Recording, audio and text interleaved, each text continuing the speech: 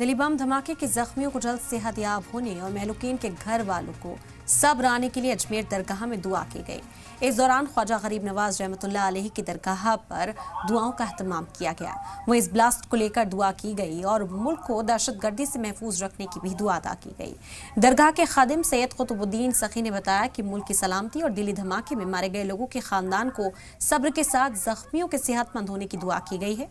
दरगाह के अहाते में नूर में ये दुआ का प्रोग्राम रखा गया, जिसमें खुद्दाम ख्वाजा और ज़ायरीन ने शिरकत की। गरीब नवाज की बारगाह के अंदर हिंदुस्तान में जो मसले चल रहे हैं, जैसे दिल्ली में एक बम ब्लास्ट हुआ जिसमें लोग हादसे के शिकार हुए, घायल भी हुए, कुछ मौतें भी हुई, तो गरीब नवाज की बारगाह में सभी के लिए दुआएं की गई। जो घायल हुए उनकी तंदुरुस्ती के लिए और जो जिनकी मौतें हुई उनके लिए गरीब नवाज की बारगाह में दुआ की कि उनके घर वालों को अल्लाह ताला सब्र अता फरमाए और इस हादसों से, जो आतंकवाद से पूरे हिंदुस्तान को गरीब नवाज महफूज रखें। और हम गरीब नवाज की बारगाह में हमेशा यही दुआ करते हैं कि हिंदुस्तान में ऐसी जब भी घटना होती है तो गरीब नवाज की बारगाह से हम लोग इल्तिजाएं भेजते हैं, गरीब नवाज में दुआएं की अर्जी पेश करते हैं कि हिंदुस्तान अमन का है और यहाँ पर अमन का पैगाम ही रहना चाहिए।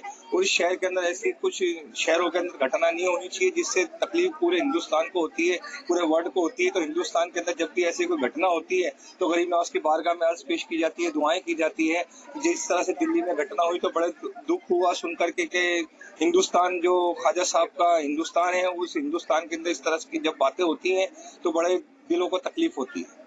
तो हम सब दुआ करते हैं कि गरीब नवाज की बारगाह के अंदर इल्तिजाएं करते हैं कि ऐसा कभी हिंदुस्तान में ना हो और जिनको अल्लाह ताला, जिनके परिवार से घर से लोगों की मौत हुई है, उनको सब्र अता फरमाए।